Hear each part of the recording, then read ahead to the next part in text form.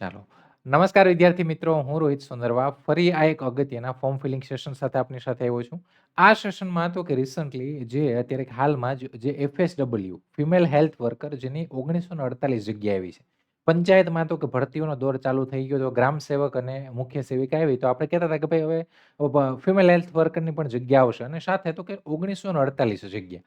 સારામાં સારી જગ્યા ઓનલી તો કે અહીંયા મહિલા કેન્ડિડેટ જ ફિમેલ કેન્ડિડેટ જ ફોર્મ ભરી શકશે. જે લોકોએ એએનએમનો સર્ટિફાઈડ અથવા 2 વર્ષનો જે કોર્સ કરેલો હશે એ લોકો અહીંયા ફોર્મ ફિલિંગ કરી શકશે. છેલ્લા વર્ષવાળાને પણ અત્યારે રિઝલ્ટ ને બધું આવી જ ગયું હશે તો એના માટે પણ એક સારી તક છે. અહીંયા એક પ્રકારની ટેકનિકલ ભરતી છે એટલે તમે જો પ્રોપર તૈયારી કરો એટલે 1948 એટલે સારામાં સારી જગ્યા કહેવાય. તો પહેલી વસ્તુ કે ભાઈ તૈયારી તો આપણે કરવાની જ છે પણ ફોર્મ કઈ રીતના ભરવું? ફોર્મ માટે જ આપણે આ સેશન લાવ્યા છે.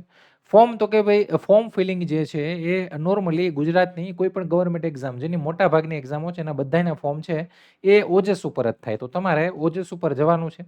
ઓજસ ઉપર તો કે ઓજસ આવી રીતના ગૂગલમાં તમે તમારા ઘર બેઠા ફોર્મ ફિલિંગ સેશન છે એની શરૂઆત આપણે દર વખતે કોઈ પણ ભરતી હોય એમાં ફોર્મ ફિલિંગ સેશન લાવીએ છીએ. એનો બેનિફિટ શું કે ભાઈ તમે તમારા ઘર બેઠે તમારા સાથે ડોક્યુમેન્ટ લઈ અને તમે તમારા મોબાઈલમાં ફોર્મ ફિલિંગ કરી શકો. અત્યારે કોઈની પાસે એવું નહીં હોય કે મોબાઈલ નહીં હોય.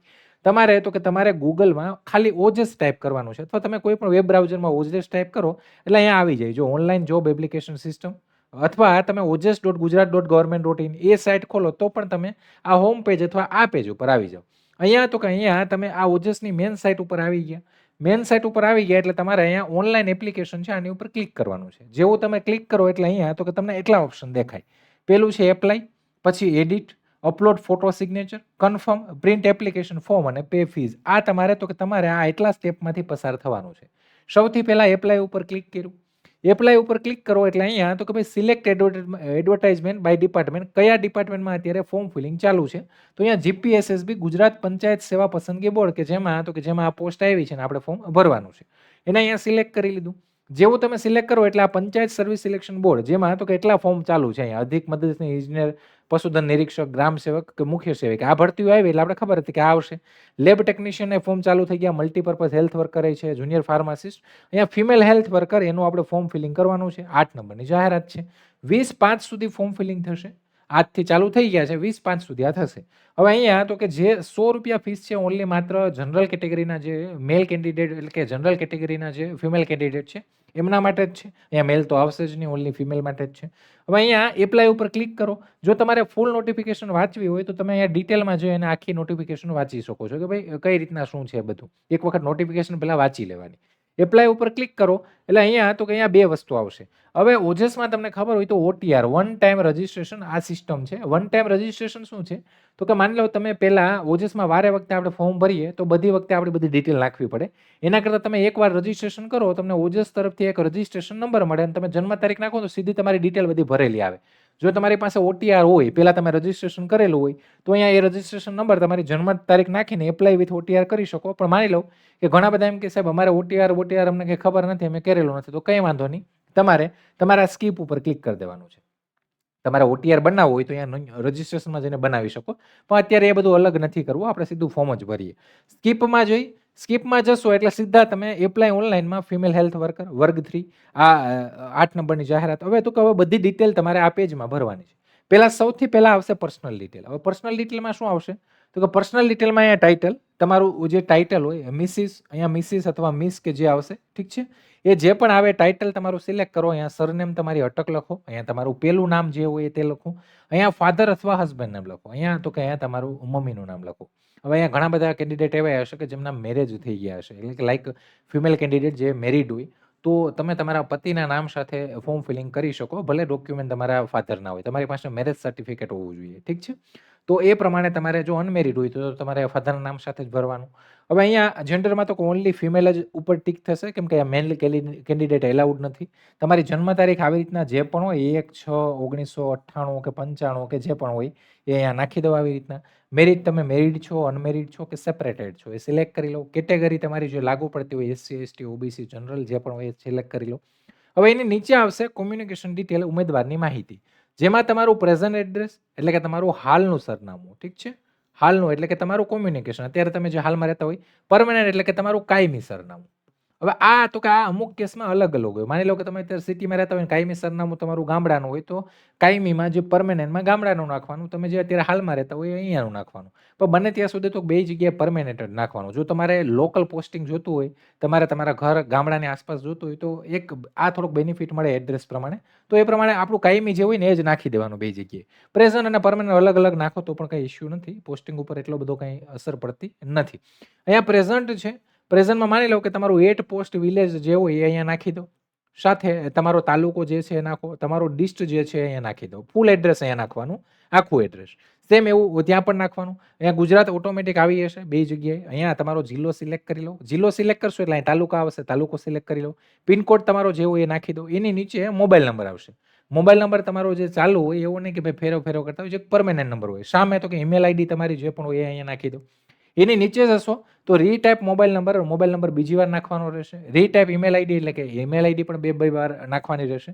નેશનાલિટીમાં તો કે ઇન્ડિયન સિલેક્ટ કરી લો. તો આ પર્સનલ ડિટેલમાં એટલું થયું. એની નીચે આવ્યા એટલે અધર ડિટેલ આવી, અન્ય માહિતી. હવે આમાં જો શું તમે રમતગમતના વધારાના ગુણ મેળવવા લાયક ધરાવો, તમે ક્યાંય નેશનલ લેવલે, ઇન્ટરનેશનલ લેવલ જો ક્યાંય સ્પોર્ટ્સમાં પાર્ટિસિપેટ કર્યું હોય અને એનું સર્ટિફિકેટ હોય તો તમે અહીંયા યસ કરીને બધી ડિટેલ તમારે ફિલઅપ કરી દેવાની. કોણે સર્ટિફિકેટ આપ્યું, શું છે, કઈ રીતના.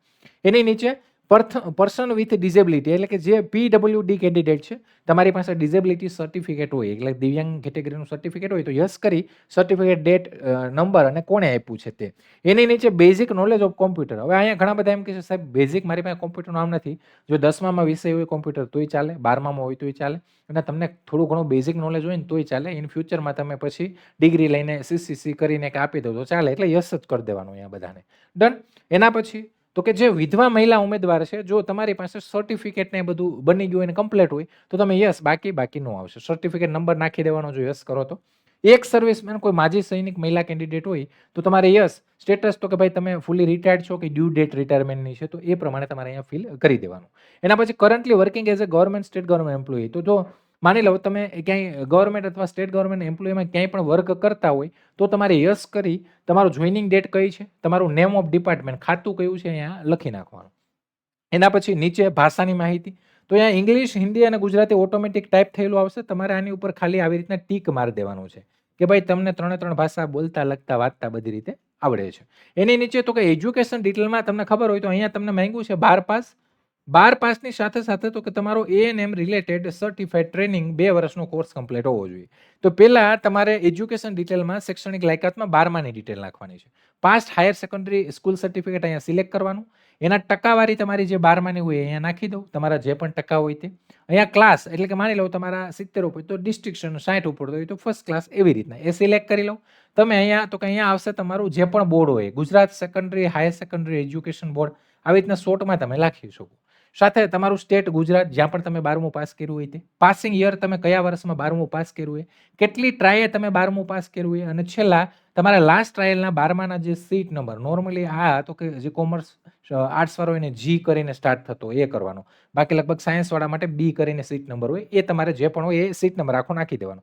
એની નીચે આવશે મોર એજ્યુકેશન ડિટેલ કે જેની ઉપર તમે FSWમાં ફોર્મ ભરવાના છે, એટલે કે જે ટેકનિકલ ડિગ્રી છે. આ તો હોવી જ જોઈએ.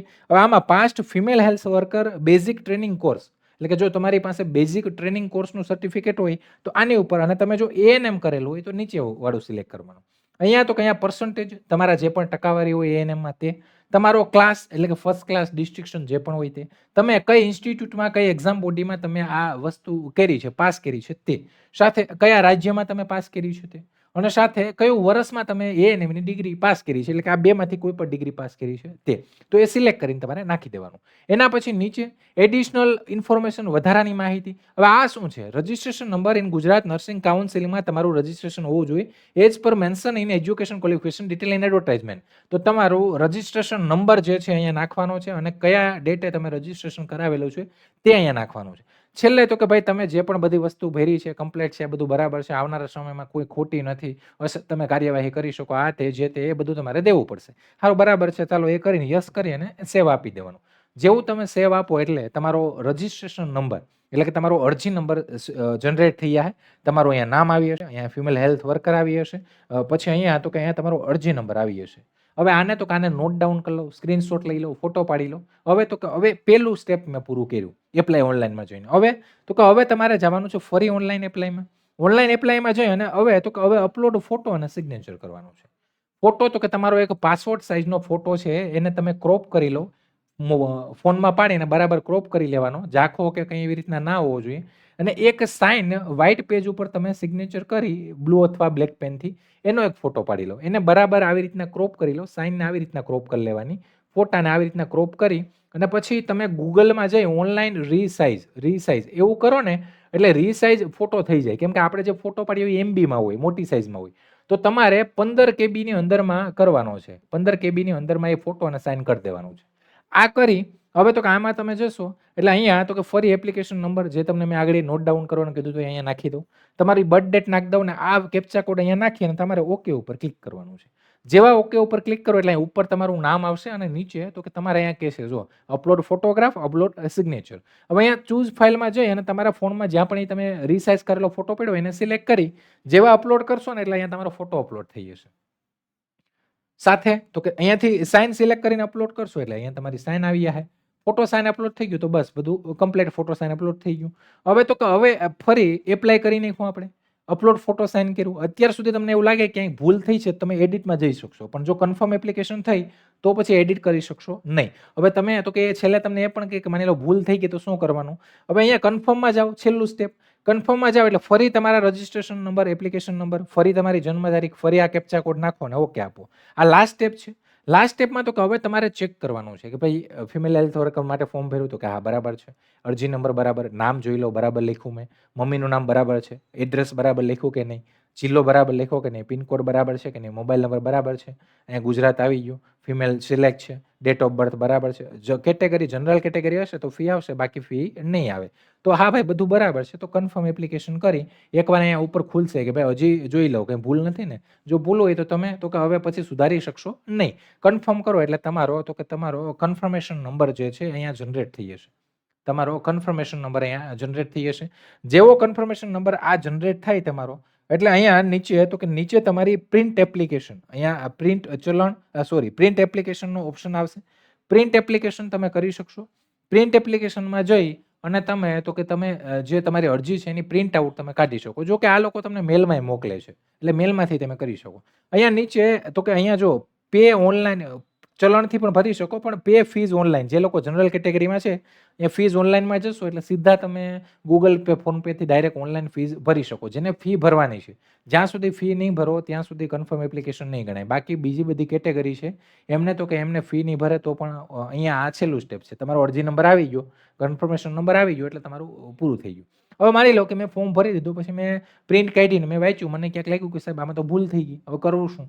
તો જો ભૂલ થઈ હોય તો ફરીથી નવું ફોર્મ ભરી દેવાનું. એક કરતાં વધારે અરજી કરો તમે, એકથી વધારે અરજી તો તમારી જે અરજી છેલ્લી અરજી હોય ને છેલ્લી અરજી એ તમારી માન્ય ગણાય. છેલ્લી અરજી આમાં માન્ય ગણાશે. તો તમારે જો માની લો કે ભૂલ થાય તો એડિટ નહીં થાય. એક વખત કન્ફર્મેશન નંબર આવી ગયો પછી એડિટ થશે નહીં. તો બરાબર યોગ્ય રીતે સારી રીતે તમારા મોબાઈલમાં ઘર બેઠા ફોર્મ ફિલિંગ કરી શકો. તમારે ક્યાંય જવાની જરૂર નથી. તો ઇઝીલી આરામથી ફોર્મ ફિલિંગ કરી દીજો. બીજું તો કે આ ટેકનિકલ ભરતી છે તો એમાં ભાઈ તો કે ટેકનિકલ ભરતીઓ છે એમાં તો કે એમાં આપણે એવી કહેવાની જરૂર નથી કે ભાઈ તૈયારી આમ ને બુક આમ ને આ મટીરિયલ આમ ને. કેમ કે ઓલરેડી આપણે આ વસ્તુ ઉપર કામ કરીએ જ છે. તમે તો કે પાસ્ટ રેકોર્ડ જોઈ લો. વિધિન આ શોર્ટ ટાઈમમાં આપણે ટેકનિકલ ભરતીઓ ઉપર કેવી તમે MSW જોઈ લો, તમે મુખ્ય સેવિકા લઈ લો, તમે ફિલ્ડ ઓફિસર લઈ લો, વાયરલેસ PSI લઈ લો કે કોઈ પણ લેબ આસિસ્ટન્ટ ટેકનિકલ ભરતીઓમાં આપણી તો કે આપણે કન્ટેન્ટ એવું આપીએ છીએ અને સાથે તો કે આપણી પાસે ટેકનિકલ ફેકલ્ટી છે અને આપણે તૈયારી કરાવીએ છીએ. જો તમારે FSWની આ સારામાં સારી ઓપોર્ચ્યુનિટી છે એની તૈયારી કરવી હોય તો તમે તો કે તમારે જો આની તૈયારી કરવી હોય તો એના માટે આપણે 3 બેન્ચ અવેલેબલ છે. 3 બેન્ચમાં તો કે ફરક શું છે? આ વિથઆઉટ બુક એટલે ઓનલી તો કે તમને અહીંયા માત્ર 2499માં ખાલી ઓનલી લેક્ચર મળે. જે પછી તમે રેકોર્ડેડ ફોર્મમાં જોઈ શકો. એટલે કે લાઈવ પ્લસ રેકોર્ડેડ નવા કન્ટેન્ટ સાથે, નવી પરીક્ષા પદ્ધતિ સાથે કે જેમાં તમારું 200 માર્કનું પેપર છે, 100 માર્ક ટેકનિકલ છે, 100 નોન ટેકનિકલ બંનેની તૈયારી થશે. પણ only lecture, PDF material, mock test ને એવું મળશે. તમારે તો કે તમારે જો ટેકનિકલ બુક સાથે એટલે કે આમાં તમને 100 ગુણ તમારું જે ટેકનિકલ છે એની અલગથી તમને એક બુક મળશે અને તમને લેક્ચર ને તો બધી વસ્તુ મળશે, PDF મટીરિયલ મળશે. તો એ 3199માં અને તમારે ઓલ 5 કોમ્બો જેમાં ટેકનિકલ, નોન ટેકના પણ તમારી ગણિત, રીઝનિંગ એ બધી બુકો 5 બુકો મળે એ 4499માં. તો 3 વેરિયન્ટમાં નવી બેન્ચ આપણે લોન્ચ કરી છે. જે લોકો ઇન્ટરેસ્ટેડ હોય કે ભાઈ જેને પ્રોપર તૈયારી કરવી છે પદ્ધતિસરની તો આના ડેમો સેશન એ આપણા ચાલુ થશે. તમે જોઈ લો, પાસ્ટ રેકોર્ડ જોઈ લો, બધું જોઈ લો. પછી તમને એવું લાગે કે હા ભાઈ બરાબર છે, જોઈન થવાય એમ છે, તો તમે જોઈન થઈ શકો છો. બાકી તમારા કાંઈ પ્રશ્નો કે કંઈ પણ મૂંઝવણ કે કંઈ પણ હોય ફોર્મ ફિલિંગ વખતે, અથવા તમારે કોર્સ રિલેટેડ કંઈ પણ ઇન્ક્વાયરી હોય, તો આ 4 નંબર જે છે એની ઉપર તમે કોલ કરી શકો છો, માહિતી મેળવી શકો છો. અને જો તમે નવા હોય તો આપણું ટેલિગ્રામ ચેનલ છે, લાઈક, શેર, સબસ્ક્રાઇબ કરી લેજો. સાથે અહીંયા જે આ વિડીયો તમને પસંદ આવ્યો હોય તો લાઈક, શેર, સબસ્ક્રાઇબ કરજો. તમારા રિવ્યુ, સજેશન છે હંમેશા માટે આભારી છે, એ તમે કોમેન્ટ બોક્સમાં આપી શકો છો. ચાલો, તો એક સારી ઓપોર્ચ્યુનિટી છે, સારી જગ્યા છે, સારામાં સારી જગ્યા, તો બધા તૈયારી કરજો. 1948 એટલે સારામાં સારી જગ્યા કહેવાય. બધાને all the best, best of luck. અને આવા જ ફરી કોઈ નવા સેશન સાથે મળશું. ત્યાં સુધી રજા લઉં છું. જય હિન્દ, જય ભારત.